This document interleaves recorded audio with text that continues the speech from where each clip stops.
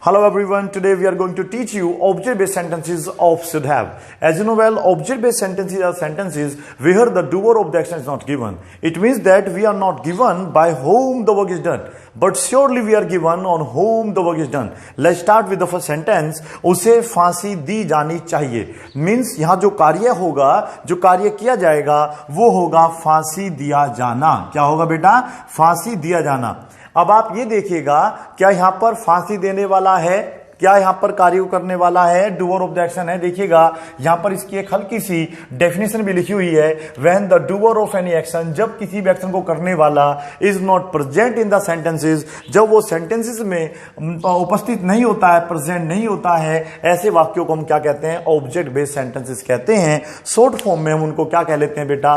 OBS means object based sentences. ठीक है, मैं बात कर रहा था फांसी देने की. अब आप देखिएगा, क्या ये फांसी देगा या इसको फांसी दी जाएगी? बस आपको इतना देखना है कि ये क्या व्यक्ति, देखिएगा इस तरीके से आप कर सकते हैं. इस तरीके से आप देखिएगा, क्या इस कार्य को ये व्यक्ति करेगा? बस देख लीजिएगा, क्या इस कार्य को ये वाला व्यक्ति करेगा? तो फिर ये सब्जेक्ट बेस्ड सेंटेंस होगा. अन्यथा इसको हम लोग क्या मानेंगे बेटा? ऑब्जेक्ट बेस्ड सेंटेंस मानेंगे, क्योंकि ये कार्य इसके ऊपर किया जाएगा. ठीक है, ऐसे वाक्य जिनमें हमें सब्जेक्ट नहीं दिया होता है, ऐसे वाक्यों को हम क्या कहते हैं? ऑब्जेक्ट बेस्ड सेंटेंसेस कहते हैं. ठीक है, तो आप देखिएगा, पहला वाक्य हम पहले बना के देखते हैं, उसके बाद इसकी स्ट्रक्चर लिखेंगे. हम बात कर रहे हैं उसे की. उसे की अंग्रेजी होती है बेटा ही के साथ यहां पर आएगा should have been, क्योंकि ऑब्जेक्ट बेस्ड जो सेंटेंस होता है should have का, वो हमेशा should have been से बनाया जाता है. ठीक है बेटा, पास दिखाने के लिए हम लोगों को यहां पर have been लगाना ही पड़ेगा, ऑब्जेक्ट बेस्ड और पास दोनों दिखाने के लिए. फांसी देने की अंग्रेजी होती है हैंग के साथ यहां पर हो जाएगा हैंग्ड. ठीक है, आगे देखिएगा, उसे पीटा जाना चाहिए. फिर से सुन लीजिएगा, यहां पर जो एक्शन है वो है पीटा जाना. ठीक है बेटा, अब आप देखिएगा, क्या ये इस कार्य को करेगा या फिर ये कार्य इसके ऊपर किया जाएगा? ठीक है, अगर ये इस कार्य को करेगा तो सिंपल सी बात है, तो हमें यहां पर क्या लगाना है? बस केवल ही शुड हैव लगा देना है, प्लस वर्ब की थर्ड फॉर्म की. इस कार्य इसने करा है, लेकिन ये कार्य बेटा इसके ऊपर किया जाएगा, ये नहीं करेगा. तो ऐसे वाक्यों को बनाने के लिए हम शुरू में लगा देते हैं ऑब्जेक्ट, और सभी वाक्यों में आज हमें लगाना है should have been. क्या लगा देना बेटा? should have been. यदि नेगेटिव होगा तो लगा देंगे should not have been. क्या लगा देंगे? should not have been. Verb की थर्ड फॉर्म आएगी, ये मैं आपको पहले ही बता चुका हूं. जब भी हम ऑब्जेक्ट बेस्ड वाक्य बनाते हैं, चाहे वो प्रेजेंट का है, पास्ट का है, शुड का, किसी का भी क्यों ना हो, हमेशा वहां पर वर्ब की थर्ड फॉर्म आएगी, ऑब्जेक्ट आएगा, प्लस अदर वर्ड्स आएगा एंड फुल स्टॉप. देखिएगा, उसे पीटा जाना चाहिए था. मीन्स यहां पर यह कार्य इसके ऊपर किया जाना चाहिए था, ना कि इस कार्य को करेगा. और जब ऐसा होता है तो ऐसे वाक्यों को हम बोलते हैं ऑब्जेक्ट बेस्ड सेंटेंसेस. ठीक है, वो अलग बात है, ये शुड हैव का हो जाएगा या वो किसी और रूल का. लेकिन ध्यान रखना है, अगर आपको ऐसा संयोजन मिल रहा है कि पीटा जाना और यहां पर यह कार्य इसके ऊपर किया जा रहा है, तो उनको हम लोग बोलते हैं ऑब्जेक्ट बेस्ड सेंटेंसेस. तो यहां पर भी क्या आ जाएगा? He should have been. क्या आ जाएगा बेटा? He should have been. और जो एक्शन है यहां पर जो किया जा रहा है एक्शन, वो है बीट, और बीट की जो सेकंड फॉर्म होती है वो बीटी होती है, लेकिन थर्ड फॉर्म होती है बिटन. क्या होती है बेटा? बिटन. क्लियर हुआ इतना? तो पूरा वाक्य बोल के सुनाइएगा, क्या बन गया? He should have been beaten. ये वाक्य सुनाइएगा, he should have been hanged. Clear हुआ इतना? उसे जॉब से निकाल दिया जाना चाहिए था. ये था लिखा हुआ है. ठीक है, थोड़ा देखिए आपको हल्का चमक रहा होगा, तो यहां पर हम लोग फिर से लगा देंगे ही शुड हैव बीन. क्या लगा देंगे? He should have been. अगर मैं यहां पे यू लगा दूंगा तो फिर तुम्हें निकाल दिया जाना चाहिए था. फिलहाल हम उसी की बात कर रहे हैं, ही शुड हैव बीन. और बेटा जॉब से निकालने के अंग्रेजी लगाते हैं फायर्ड. पूरी एक ही मीनिंग होती है, जॉब से निकाल दिया जाना. ठीक है, और इसकी अंग्रेजी हमने क्या लगाई है? फायर्ड. समझ में आया? थर्ड फॉर्म क्या बन गई? फायर्ड. तो हमने पता कैसे चलना है कि ऑब्जेक्ट बेस सब्जेक्ट बेस है? अगर ये व्यक्ति इस कार्य को करेगा तो फिर मान लेना है कि ये सब्जेक्ट बेस सेंटेंस है, वहां पर बी नहीं आएगा. ठीक है, और यदि ये कार्य इसके ऊपर किया जाएगा तो आपको समझ लेना है कि ऑब्जेक्ट ऑब्जेक्ट बेस्ड सेंटेंस है और हमें वर्ब की थर्ड फॉर्म तो लगानी है, प्लस बीन भी लगाना पड़ेगा। उन्हें गोली मार दी जानी चाहिए थी या गोली से उड़ा दिया जाना चाहिए था, तो उड़ा देने की मीनिंग भी और गोली से मार देने की एक ही मीनिंग होगी, तो वो होगी they should have been shot. क्या होगी बेटा, यहां पे शूट इसकी फर्स्ट फॉर्म होती है और शॉट इसकी सेकंड और थर्ड फॉर्म होती है। अगर यहां पर दिन दहाड़े होता तो यहां पर हम लगा देते इन ब्रॉड डे लाइट। क्या लगा देते बेटा, in day broad light, in broad day light. ठीक है, क्या लगा देते बेटा, in broad day light. Very good. यहां पर आगे देखिएगा, भगत सिंह को फांसी दी जानी चाहिए थी। हम बात देखिए यहां पर कर रहे हैं फांसी देने की, सॉरी नहीं दी जानी चाहिए। सपोज करिए यहां पे कार्य एक है फांसी देने का, ठीक है, तो आप ये देखिएगा ये कार्य क्या ये करेगा या नहीं करेगा। देखिएगा, ध्यान से सुनिएगा, भगत सिंह फांसी नहीं देगा, फांसी उसको नहीं दी जानी चाहिए थी। मीन्स आपको समझना है, ये नहीं का खेल में मत आइए बेटा, आप वाक्य बनाइएगा भगत सिंह को फांसी दी जानी चाहिए थी। ठीक है बेटा, यहां पर इसको आप थी कर लीजिएगा। बस आपको समझना है कि ऑब्जेक्ट बेस है सब्जेक्ट बेस है, तो उसका सबसे सिंपल तरीका ये है कि यहां पर जो एक्शन है वो है फांसी दिया जाना। अगर ये व्यक्ति इस कार्य को करता है तो सब्जेक्ट माना जाता है, लेकिन यदि ये कार्य इसके ऊपर हो रहा है तो फिर आप लोगों को ऑब्जेक्ट बेस मानना है। ठीक है, तो यहां पर आ जाएगा भगत सिंह। ठीक है बेटा, और फिर यहां पे देखिए नहीं आ रहा है तो नहीं की अंग्रेजी क्या लगा देंगे, शुड नॉट हैव बीन। क्या आ जाएगा, शुड नॉट हैव बीन। एक थोड़ा सा बड़ा रूल हो जाएगा यहां पे, शुड नॉट हैव बीन। और फांसी देने की अंग्रेजी केवल क्या होती है बेटा, हैंग्ड, हैंग्ड और हैंग्ड। आपको एक बार लगानी है, ठीक है, बार बार नहीं लगानी है। तो ये हो गया आपका नहीं। क्लियर हुआ इतना? अगर नहीं आ जाएगा तो ध्यान रखना है, आप लोगों को इस नहीं की अंग्रेजी नोट लगानी है, लेकिन लगानी है तो शुड के तुरंत बाद लगानी है। मैच रद्द नहीं किया जाना चाहिए था, तो यहां पर आएगा द मैच। क्या आ जाएगा बेटा, शुड नॉट हैव बीन। क्या आ जाएगा, should not have been, should not have been. और क्या बेटा यहां पे रद्द किया जाने की अंग्रेजी हम लगा देंगे कॉल्ड ऑफ। ठीक है, क्लियर है? इतना समझ में आ रहा है आप लोगों को? अगला वाक्य देखिएगा, उन्हें दंड दिया जाना चाहिए था। अगर नहीं आएगा तो शुड नॉट हैव बीन लगा देंगे, लेकिन यहां पर दंड दिया जाना चाहिए, तो वर्ब क्या हुआ, दंड दिया जाना। क्या वो किसी को दंड देंगे या उन्हें दंड दिया जाएगा? अगर वे दंड देंगे किसी को तो वाक्य बनेगा उन्हें दंड दिया जाना चाहिए। ऐसे बनेगा नहीं, उन्हें या किसी व्यक्ति को दंड देना चाहिए था, उन्हें दंड देना चाहिए था। अब यहां पर हम कह रहे हैं दिया जाना चाहिए था। आप इस चीज के फिर भी मत जाइएगा, बस ये देख लीजिएगा, ये कार्य अगर इसने करा है तो should have plus third form आएगी। यदि ये कार्य इसने नहीं करा, इसके ऊपर किया गया है, तो फिर आप लोगों को बीन प्लस वर्ब की थर्ड फॉर्म लगानी है, क्योंकि फिर ये हमारा ऑब्जेक्ट बेस्ड सेंटेंस बन जाएगा। ठीक है, तो यहां पर बन जाएगा दे शुड हैव बीन। क्या बन जाएगा, दे शुड हैव बीन। और दंड देने की अंग्रेजी आप लगाएंगे पनिश्ड, तो मीनिंग बन जाएगी यहां पे आपकी पनिश्ड। ठीक है, और पूरा वाक्य बोला जाएगा they should have been punished. ठीक है, पहले आप इन्हें नोट करिए प्लीज। आगे देखिएगा, नेक्स्ट सेंटेंस है भ्रष्टाचार को रोका जाना चाहिए था। ठीक है बेटा, तो यहां पर वर्ब कौन सा हुआ, रोका जाना। अब आपको यह देखना है क्या भ्रष्टाचार किसी चीज को रोकेगा या भ्रष्टाचार को ही रोका जाएगा। मींस क्या ये जो भ्रष्टाचार है, जो सब्जेक्ट है ऑब्जेक्ट है, ये इस कार्य को करेगा या फिर ये कार्य इसके ऊपर किया जाएगा। अगर ये कार्य करेगा तो आप लोगों को बस केवल शुड हैव वर्ब की थर्ड फॉर्म का प्रयोग करना है, बीन नहीं लगाना है। लेकिन आप देखिएगा भ्रष्टाचार नहीं रोकेगा किसी को, भ्रष्टाचार को रोका जाएगा। तो ये कार्य इसके ऊपर किया जाएगा। जब इसके ऊपर कार्य किया जाएगा, करेगा कौन ये नहीं पता होगा, तो उसको ऑब्जेक्ट बेस्ड सेंटेंस बोलेंगे शुड हैव का।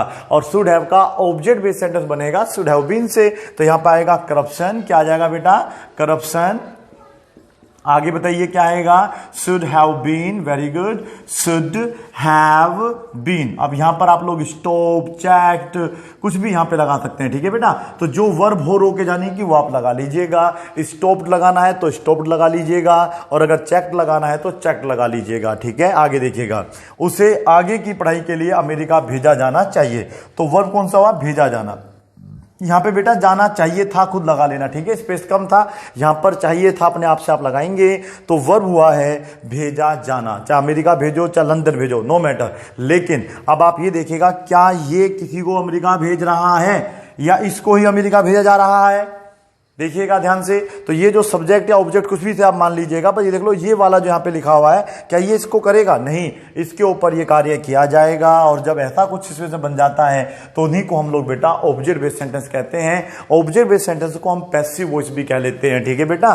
तो यहाँ पर बन जाएगा ही शुड हैव बीन, क्या बन जाएगा? ही शुड हैव बीन, बिल्कुल। और यहाँ पर कहाँ भेजना है बेटा? अमेरिका, तो यहाँ पर आएगा send to America, send to America. और किस लिए भेजना है? For further studies, for further study लगा लीजिएगा, तब भी चल जाएगा, फर्दर स्टडी, ठीक है।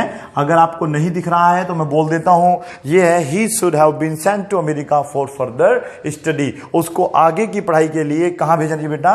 अमेरिका भेजा जाना चाहिए। इस प्रकार के वाक्यों को हम लोग ऑब्जेक्ट बेस्ड सेंटेंस कहते हैं। एक या दो सेंटेंस से आप कभी भी इंग्लिश नहीं सीख पाएंगे। आप ऐसे कम से कम 50 वाक्य बनाइएगा, तभी आपके जो ग्रामर स्किल्स हैं वो ग्रो होंगे। उसी के बाद आप बोलना भी सीख जाएंगे, ठीक है। देखिएगा, उस पर 4 मैच का प्रतिबंध लगाया जाना चाहिए। मीन्स यहां पर जो वर्ब है वो है प्रतिबंध लगाया जाना। तो ये किसी पर प्रतिबंध नहीं लगाएगा, इसी के ऊपर प्रतिबंध लगाया जाना चाहिए। तो हम ये सलाह दे रहे हैं, तो यहां पर आप ही शुड हैव बीन खुद लगा लेना। प्रतिबंध लगाने के लिए हम मीनिंग यूज करेंगे बैन, और बैन की जो थर्ड फॉर्म होती है वो होती है बैंड। और कितने मैचों के लिए बेटा? 4 मैचेस, 4 मैचेस, ठीक है। 4 मैचों के लिए 4 मैचेस, 4 मैचों के लिए उस पर प्रतिबंध लगाया जाना चाहिए। He should have been banned for 4 matches. Clear हुआ इतना? उसे एक और मौका दिया जाना चाहिए था। यहां पर चाहिए नहीं होगा बेटा, चाहिए था आएगा, ठीक है। अगर चलिए यहां पे चाहिए तो फिर हम क्या करेंगे बताइए? अगर ये था यहां पर नहीं है तो इस वाक्य को हम कैसे बनाएंगे? उस पर 4 मैच का प्रतिबंध लगाया जाना चाहिए। तो फिर ये बन जाएगा object based sentence of should का, और यहां पर केवल शुड भी आएगा। He should be band for 4 matches. क्या आएगा बेटा? He should be band for 4 matches. अन्यथा आप लोग जो है प्लेलिस्ट में आप ऊपर देख लीजिएगा, एक इस प्रकार से आई बटन बना होगा, वहां पर आप लोग शुड की जो प्लेलिस्ट है सारे वीडियो देख सकते हैं, ठीक है बेटा। चलिएगा, तो हमें जो है अगर था आएगा लास्ट में, ठीक है बेटा, था आएगा तो ही केवल शुड हैव बीन लगाना है। यदि चाहिए ही है, था नहीं आ रहा, तो वहां पर शुड भी आ सकता है, शुड भी आ सकता है, ठीक है। इसलिए आप एक एक वीडियो अच्छे तरीके देखें और अपनी नॉलेज को बिल्कुल यहां पर जो है ना वेरीफाई करें, कहां पर क्या लगाना है, ठीक है। चलिए, जाना चाहिए था, उसे एक और मौका दिया जाना चाहिए था। तो फिर से आप यहां पर लगा देंगे ही शुड हैव बीन, और फिर आएगा गिवन 1 मोर चांस। क्या आएगा बेटा? 1 मोर चांस। 1 मोर चांस मतलब क्या हो गया? ये हो जाएगा मौका। 1 मोर मतलब हो जाएगा एक और, ठीक है। उसका घर नहीं गिराया जाना चाहिए था, ध्वस्त नहीं किया जाना चाहिए था, या डिस्ट्रॉय नहीं किया जाना चाहिए था। इसकी बहुत सारी मीनिंग हो सकती है। हिज हाउस, क्या आ जाएगा बेटा? हिज हाउस शुड नॉट, यहां पर हम क्या लगाने वाले हैं? Should not have been. क्यों लगाने वाले हैं? क्योंकि नहीं आ रहा है, और ऑब्जेक्ट बेस्ड सेंटेंस है, ठीक है बेटा। यहां पर आप लोग डिमोलिश लगा सकते हैं। क्या लगा सकते हैं? डिमोलिश्ड, डिस्ट्रॉयड, ठीक है बेटा। इस तरीके से आप लोग अपना वाक्य कंप्लीट कर सकते हैं। उन्हें स्कूल से नहीं निकाला जाना चाहिए था आएगा, ठीक है। तो यहां पर आएगा they should not have been. क्या आएगा? They should not have been, ठीक है। और वर्ब है यहां पर बेटा क्या? Restricted from the school. आप रेस्ट्रिकेट भी चलेगा, ठीक है बेटा, रेस्ट्रिकेटेड भी चल जाता है। अगर आपको लगाना है स्कूल से तो फ्रॉम स्कूल आप लगा लीजिएगा। रेस्ट्रिकेट मतलब भी स्कूल से निकालना ही होता है, ठीक है, फ्रॉम द स्कूल। क्लियर हुआ इतना? आगे देखिएगा, नेक्स्ट सेंटेंस बना के बताइए कैसे बनेगा। पेड़ों को नहीं काटा जाना चाहिए था। वर्ब आपको पता ही है, काटा जाना। तो पेड़ जो है किसी को काटेंगे नहीं, ये कार्य इन्हीं के ऊपर किया गया है, इसलिए इनको बोलते हैं ऑब्जेक्ट बेस्ड सेंटेंसेस। और ऑब्जेक्ट बेस्ड सेंटेंस अगर चाहिए था वाला है तो शुड हैव बीन लगाना पड़ेगा।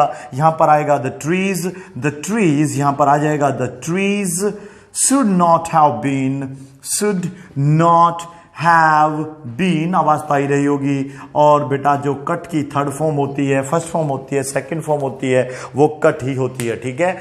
हम आगे बात करेंगे इसकी प्रैक्टिस की। सबसे पहले आपको एक ऑब्जेक्ट लगा लेना है। ऑब्जेक्ट हमने सपोज करिए ही लगाया, ठीक है। आप कहेंगे सर ये तो सब्जेक्ट भी होता है, बिल्कुल होता है, लेकिन उसके आगे जो आप हेल्पिंग वर्ब लगाने वाले हैं वो डिसाइड करेगी कि ये ऑब्जेक्ट है या सब्जेक्ट। अगर हम लोग बस केवल शुड हैव लगा देते हैं और फिर वर्ब की थर्ड फॉर्म लगा देते हैं, इसका मतलब है कि ये कार्य इसको करना चाहिए था। समझ में आया बेटा, ये कार्य इसी को करना चाहिए था, ये कार्य इसके द्वारा ही संपन्न होगा। समझ में आया। यदि इसके ऊपर कार्य किया जाना चाहिए था तो हमें फिर लगाना पड़ेगा शुड हैव बीन। समझ में आ रहा है। इस तरीके से आप इंग्लिश के कुछ सेंटेंस को समझ सकते हैं, बना सकते हैं। वर्ब की थर्ड फॉर्म अगर मैं यहां पे लगा देता हूं बिटेन, तो इसका मतलब देखिएगा, दोनों का देखिएगा क्या होगा। इस तरीके से आप देखिएगा, मुझे यहां पे हिम एक ऑब्जेक्ट और लेना होगा। मैंने इस वाक्य का हिंदी देखना है पहले। ही शुड हैव बीटन हिम, इसका मतलब हो जाएगा उसे उसको पीटना चाहिए था, उसे उसको पीटना चाहिए था। अगर मैं यू लगा दूंगा तो वाक्यकार देखिएगा, उसे तुम्हें या तुमको पीटना चाहिए था, उसे तुमको पीटना चाहिए था। पता कैसे चलेगा? अगर शुड हैव के साथ वर्ब की थर्ड फॉर्म लगी हुई है तो मान लीजिएगा ये जो सब्जेक्ट है इसने ये वाला कार्य करा है। यदि शुड हैव बीन लगा हुआ है और वर्ब की थर्ड फॉर्म लगी तो मान लीजिएगा ये आपका ऑब्जेक्ट बेस्ड सेंटेंस है। मींस आप यहां पर जो भी वर्ब लगाएंगे वो इसके ऊपर की जाएगी। समझ में आ गया बेटा आप लोगों को? ऐसा नहीं आग मिच के आप कुछ भी लगा देंगे। आप यहां पर गो नहीं लगा सकते हैं। बताइए इसका मतलब क्या निकलेगा? ही शुड हैव बीन गोन, कि उसे जाना चाहिए था। ये क्या हो गया? ऐसे तो नहीं बनेगा ना बेटा। तो गो का जो हम था ऑब्जेक्ट बेस्ड बनाते हैं वो सेंट से हो जाएगा। जैसे हमने बनाया था sent to America, sent to London, sent to Africa. तो इस तरीके से आप लोग जो है अपने वाक्य बनाते हैं कि उसे जो है अफ्रीका भेजा जाना चाहिए था। अगर मैं यहां पे पनिश लगा सकता हूं, रिवॉर्ड लगा सकता हूं, given man of the match लगा सकता हूं। देखिएगा मैंने लगा दिया है given man of the match. Given man of the match का मतलब क्या होता है कि उसे मैन ऑफ द मैच दिया जाना चाहिए था। समझना है आपको? इस तरीके से आप प्रैक्टिस कर सकते हैं ऑब्जेक्ट बेस्ड सेंटेंस की। यहीं पर आप वाक्य मतलब सब्जेक्ट चेंज कर दीजिएगा, ऑब्जेक्ट चेंज कर दीजिएगा। यहां पर सी लगा के, यू लगा के, वी लगा के, दे लगा के आप बहुत सारे वाक्य बना सकते हैं। मुझे उम्मीद है कि अब आप लोगों को object based sentence of should have समझ में आ गया होगा। Thank you so much for watching this video. Bye and take care, keep practising.